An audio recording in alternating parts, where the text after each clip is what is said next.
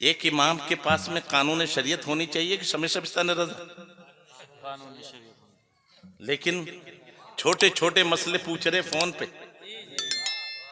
पूछो तो कानून शरीयत नहीं है पास में, समय शबिस्तान रजा रखी है। ये नक्श तावीज, ये तो बहुत बड़ी खिदमत थी। अगर देखना तो खिदमत खल्क मुफ्ती आजम हिंद की जिंदगी में देखो,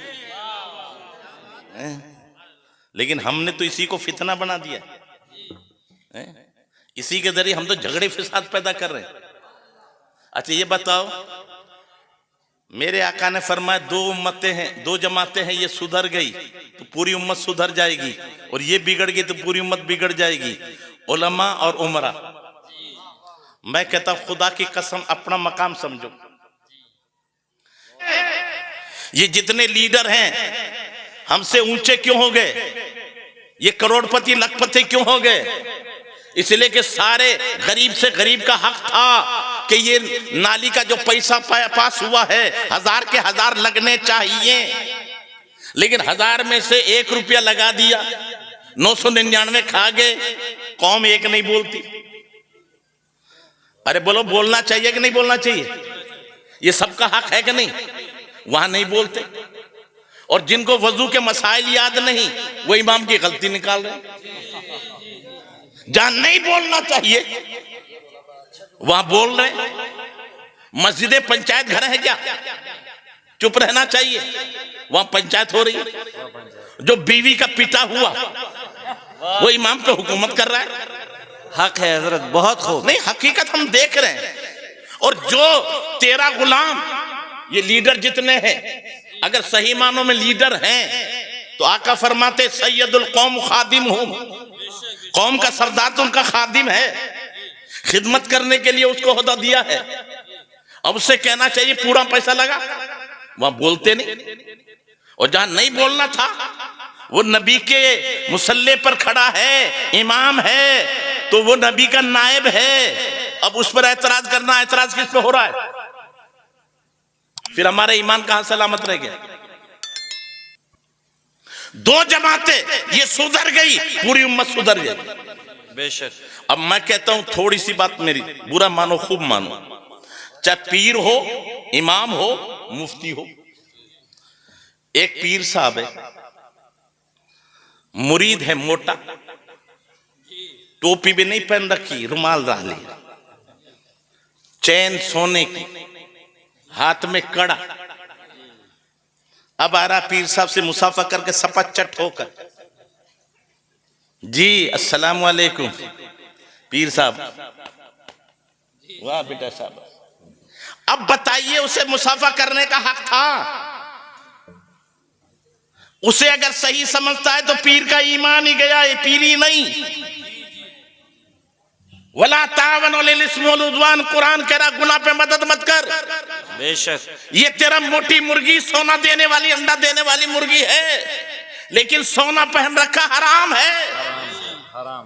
मेरे आका ने तो कहा मुंह फेर लिया, और तू नबी का वारिस है और नबी की ही दीन को पहुंचाने आया है, तो नबी ने तो मुंह फेर लिया। सहाबी ने जैसे पता चला, आका नाराज हो गए कि मेरे हाथ में सोने की अंगूठी है, निकाल के फेंक दी।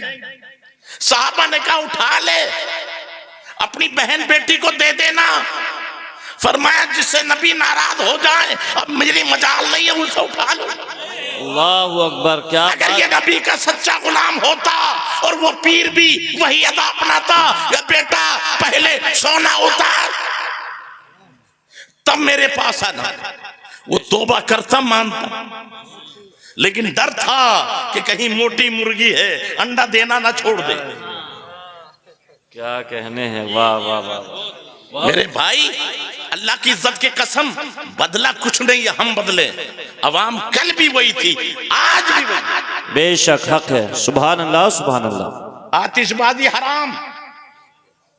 अरे किसी के नजदीक भी जायज है क्या? नहीं। नमरूद का तरीका आतिशबाजी, आतिशबाजी हराम। शादी में चलाओ तो हराम, शबे बारात पे चलाओ तो, और ईद मिलाद के मौके पे चलाओ तो,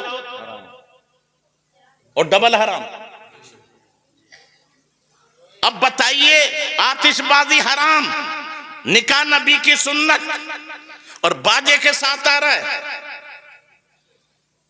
देख लिया कि बहुत अमीर घराने की बारात है, नजराना तगड़ा मिलेगा, इमाम सब चुपचाप बैठे हैं।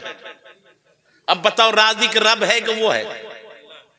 अगर अल्लाह के ऊपर भरोसा होता तो ऐसे का निकाह ना पढ़ाता। वो नाराज हो, लाख नाराज हो जाए, खुदा राजी रहे। बेशक। पाए मुरा लंग नेस, मुल्क खुदा तंग नेस, एक दरवाजा बंद होता है, अल्लाह की इज्जत की कसम 70 दरवाजे खुलते हैं।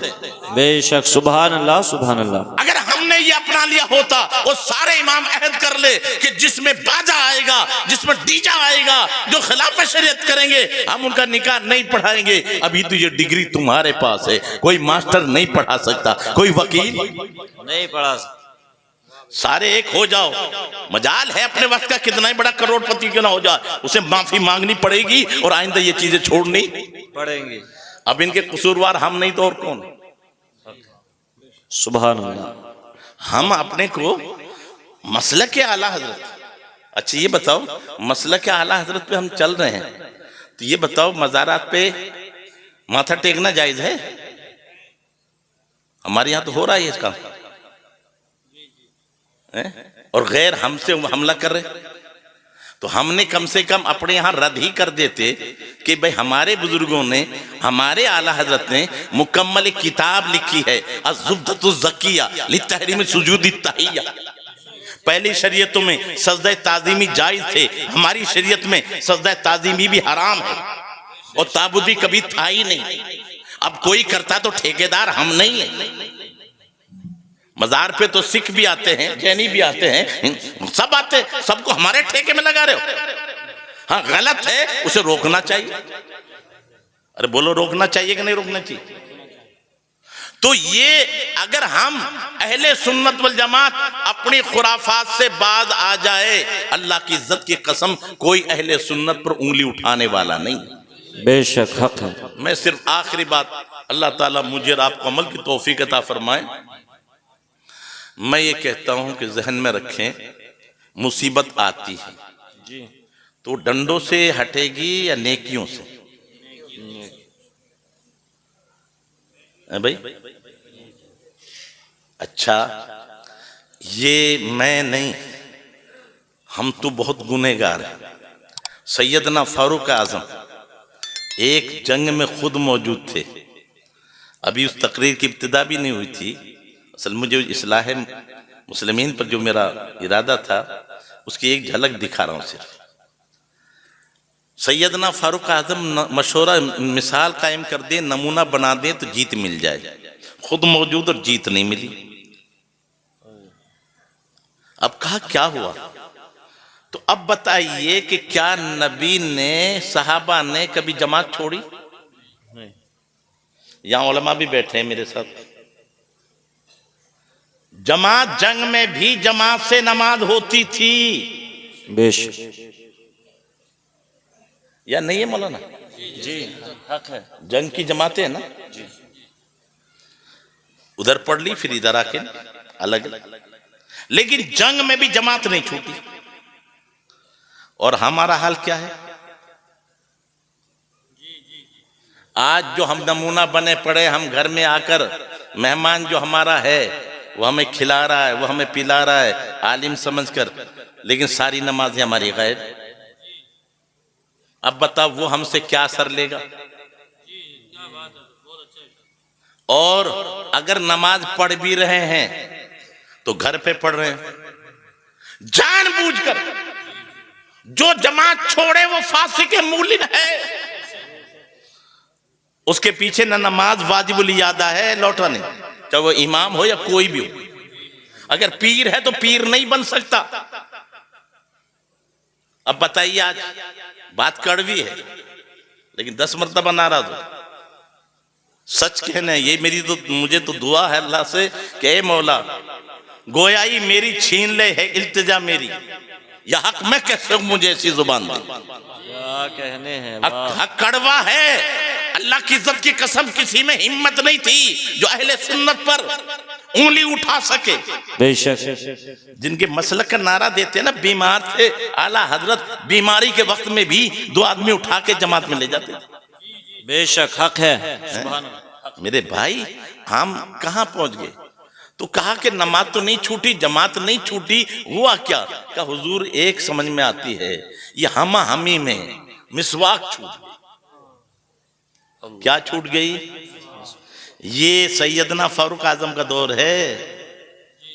आपने फरमाया जंग रोक दो और मिसवाक लो। टहनियों पे चढ़ गए और जैसे ही टहनियां काटी, मिसवाक करना शुरू किया।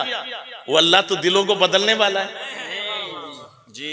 दिलों में रौब तो वो डालता है, राहें तो वो हमवार करता है। उधर रब ने दिल बदले कि आज देखो तो सही क्या हाल है। तो वो जासूस गया और भागा भागा जाता है कि हुजूर आज तो हाल खराब है। क्या हुआ? कि हमने इस कौम को देखा है, ये लड़ते वक्त भी मुस्कुराते रहते, वाह सुभान अल्लाह, सुभान इनके चेहरे पर उदासी नहीं होती। और आज तो जलाल का आलम ये है, वो पहना रहे हैं तलवारें नहीं, अपने दांत पहना रहे हैं, वो कच्चों को नहीं छोड़ेंगे। कहा जब इनके जमाल का आलम ये है तो जलाल का आलम क्या होगा? छोड़ो, अब इनसे हमें जंग नहीं लड़नी। वो सफेद झंडा लहरा देता है, चाबी लेकर आता है, सैयदना फारूक आजम के सामने हाथ जोड़कर ये चाबी दे दी। सैयदना फारूक आजम ने चाबी नहीं ली, सजदे में गिर गए।